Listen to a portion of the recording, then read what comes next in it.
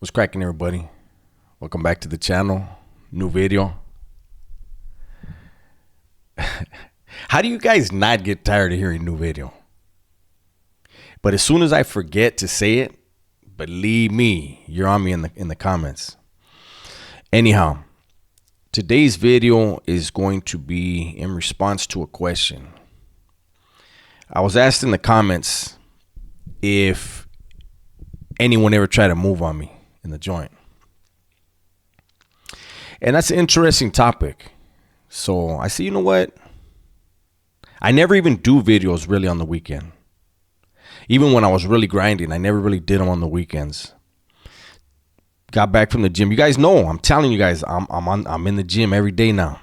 So it's a very beautiful day. Probably gonna head to the pool. Definitely need to hit the jacuzzi. I got some tightness in my shoulder. I slept wrong the other day. Got a little kink in there. I got to get out. But I said, you know what? Let me go ahead and drop one on a Saturday for you guys. So, did anybody ever try to move on me? Trip out on this story. So, there was a time, and this gets close to the stuff I don't like to talk about. But one of the times where I was in a place, again, I had a little authority. I always try to remind you guys, the real people with authority are the legends. For about 30 years, they were slammed down, and they would pick people, they would designate people to be their eyes and ears, their hands, their feet. Take care of business for them. People that they trusted, people that they got to know in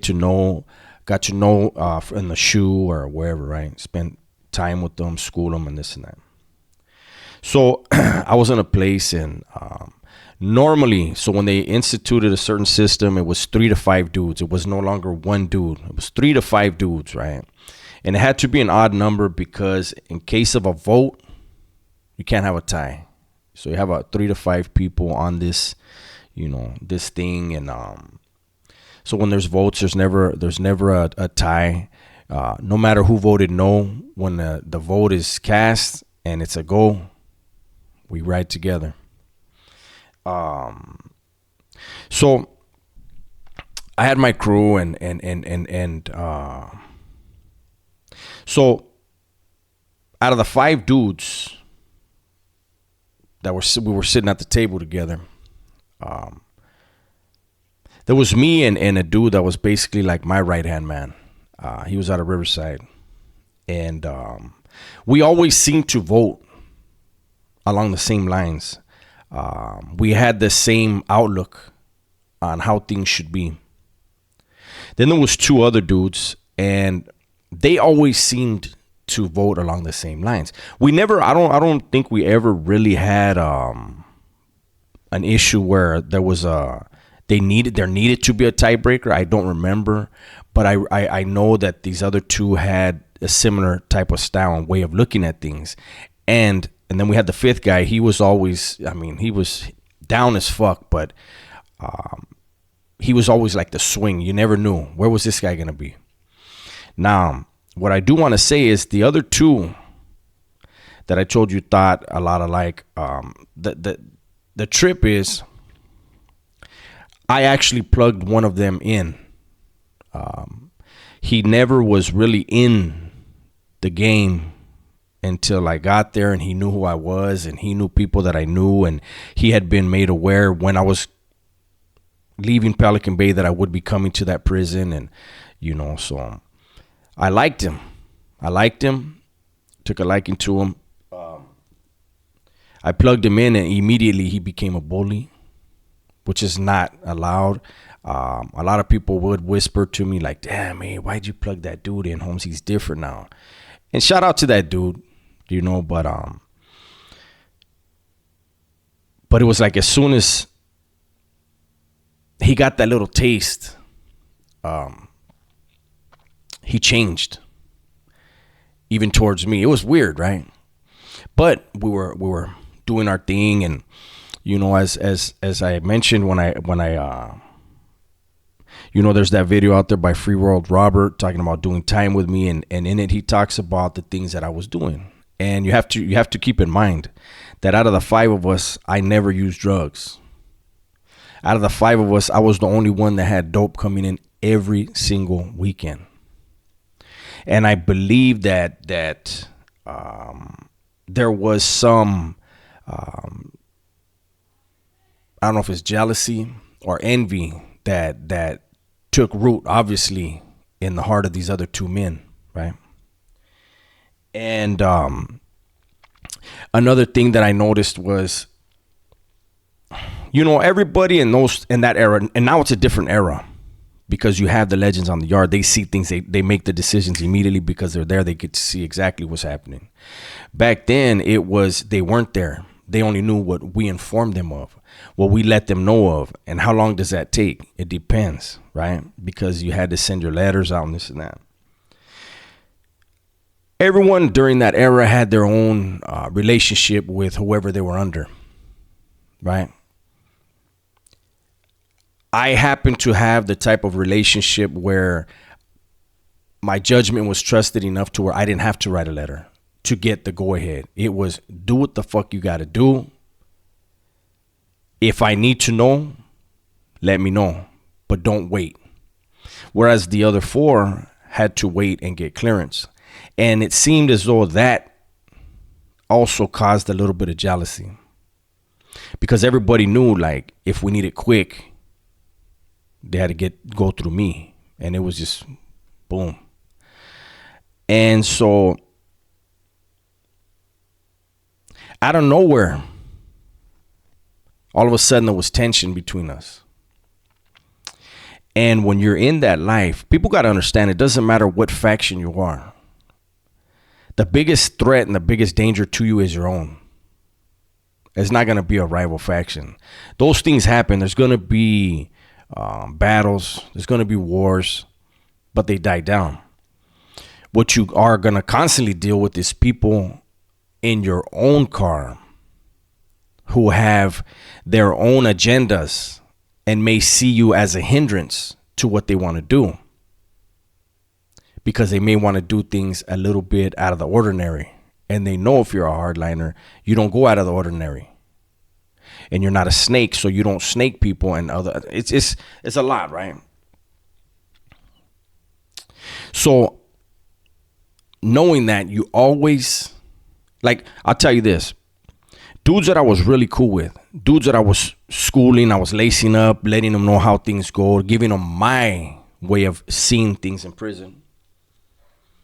I would tell them, listen, especially if they were my cellie, I would tell them, listen, don't feel offended if I never hang around with you on the yard. I don't need to. You think like me now. I need to hang around with the vatos that I know are plotting my downfall.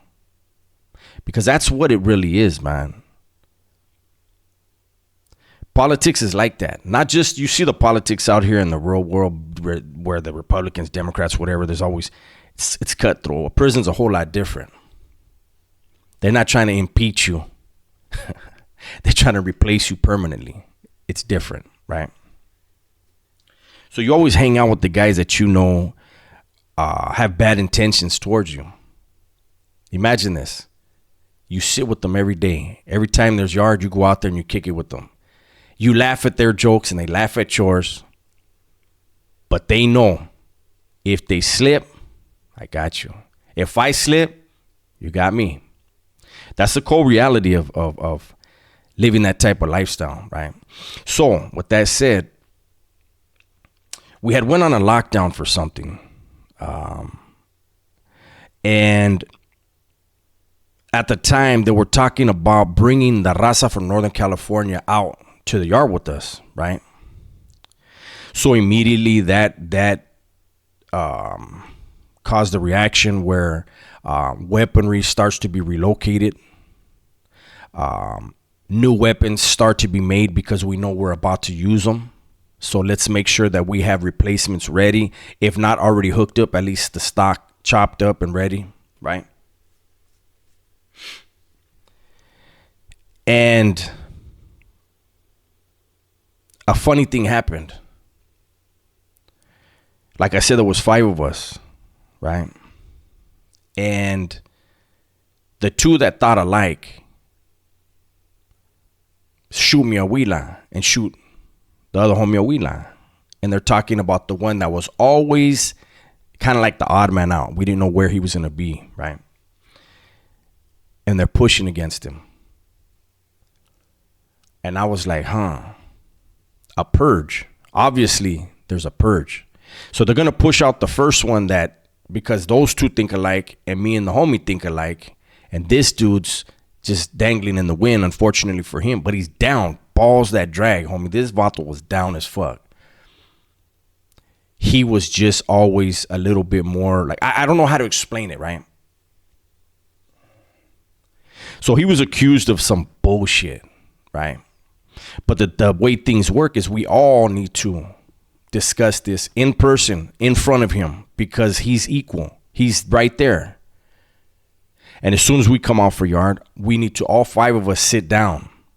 Everybody hear each side, because these 2 had a thing with him and he was trying to defend himself.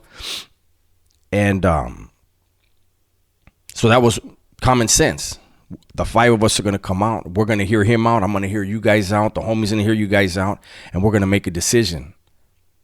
Or we're going to lay a decision in front of him and let him decide what he wants to do. It's only right. It's only fair.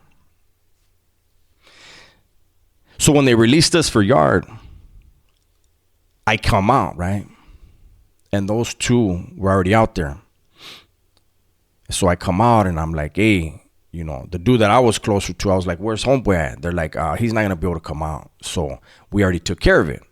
And I'm like, you took care of it? What does that mean? They said, old boy stepped down. He gave up his position. That's a very dangerous thing to do, right? And I was like, what do you mean? Like, he just came out? And they're like, yeah, Holmes, you know, we talked to him. And then he was like, hey, you know what? I'm cool with the drama, Holmes. I'm going to step back. I'm going to give up my position. And when they told me that, I was like, well, you can't get it back. You know what I'm saying? Like, you can't do that. So I was like, all right, Holmes. So I bounced. Later on in the yard, that individual approaches me. I see him coming and I see he's very upset, right? So I'm looking at him and I see one of his homeboys is off to the side. I'm like, how that land? So they approach me and like I said, his homeboy stayed off to the side. And old boy gets at me and I said, what happened? He's like, what do you mean what happened? I said, I wasn't out here, Holmes. What happened? He said, well, these vatos threatened me with this and this and that. And I was like, whoa. So you stepped down because they threatened you? And he's like, well, what was I supposed to do? I said, homie, you've been down longer than me. You're supposed to stand your ground and wait for me and the other homie to come out here. We're going to hear you out. They're going to hear you out. That'll been a stalemate. And then you decide what you're going to do. I said, but you gave up your position. It's gone. And he realized that he lightweight played himself. Like, how you going to get bullied, homie? You're connected. These vatos ain't better than you. What, because there's 2 of them? So what? There's 2 other ones. So after that, I knew, okay, these 2, something went wrong in their motherfucking heads. One of them was about to go home. The other one wasn't. And the next thing you know, it became that something needed to be handled. And it was the weirdest shit ever. So without saying anything, I had told my cellie, I said, I know what these vatos are doing. I see everything they got planned. I said, but I'm not going to tell them this. I said, but this vato they're talking about, as soon as he comes out, I'm going to whack him. And then that puts them in a spot where, why did I have to do it? And why did I leave the yard? because it was made clear that I was not to leave the yard unless there was a riot or something like that. At the last minute, the one that I had put in the game, I think he figured out what my plans were and what my intentions were, because I was very dismissive in our interactions, because I knew what had happened was a snake move. What they did to the homie wasn't right. He should have fought, but it doesn't matter. They initiated that shit, right? So at the last minute, the day that dude was supposed to come out, because he had certain hours he couldn't come out. It was some weird shit. But the dude that I had plugged in the game told his homeboy, hey, that dude that's in the shower, because they were on the tier, that dude that's in the shower in the building, he said when he comes out, get him. And that's what happened. And it alleviated that shit. And it kind of killed the whole plot. Because like I said, the other dude went home. The other one was now in limbo, right? I never had any intentions to try to push back against him. It's too much bullshit to play that game. It happens a lot in prison, and it's very, very, very, very not worth the effort. Not worth the headaches or the bloodshed. Because all it did, all that shit, when people were doing that shit, it was happening a lot in High Desert. When people were doing that shit, all it does is it was bringing drama to those legends up in the Bay. They had enough shit on their mind just being housed in that motherfucking place.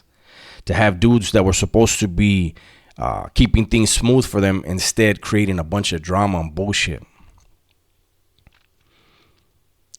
But that time, and there was one other time that I can't talk about, where somebody almost got tricked into moving on me. And actually, like I said, man, I watch everything. To this day, everywhere I go, I'm aware of everything. And there I was aware of everything, right? And I saw exactly what was happening. And I knew this dude for a while. And I saw he was pale, and I told him, hey, Holmes, are you really supposed to move on me? And it was not something that was sanctioned. This was a personal thing. Somebody that I mentioned in a couple stories before that I felt and always will feel he's a snake. He almost convinced somebody of lesser mindset to do something. And this is a person I told you, he always got everybody around him hit. His so-called friends would get hit and he would always get away, and he was trying to do it again. But I saw the piece. I saw where he had it on him, and I saw where he put it. So when he walked up to me, I said, hey, you got that on you right there. I said, is that for me? And he was like, huh? I don't think about what you're doing, eh? Because if you don't finish me, you're finished, fool. You know that. And it made him take a step back and I think reanalyze that. But what's crazy is after I paroled, when I was in San Diego, and I was done, look at this stupid camera. And I was already done with the whole transitional housing thing. I would always go back to see new lifers that got out. And there he was. And he didn't see me coming. I was coming up from behind. I recognized him and I hit him on the shoulder. Bah! I said, I still can't believe you thought you were going to do that. Oh, no, homie. And I was like, listen, we're out here. Leave it alone. But that was fucking funny. So anyways, that's my story for today, you guys. Hopefully you guys enjoyed it. Again, it's a fucking beautiful Saturday, man. Everybody, enjoy your day. Enjoy your family, man. Have a good, blessed day. Have some drinks if you're able to. If you can, they don't have to be alcoholic, but just enjoy your family, enjoy your loved ones, enjoy the weather. If you're in a good weather spot, please be safe, be smart, and tell the ones you love that you love them, right? I'm out.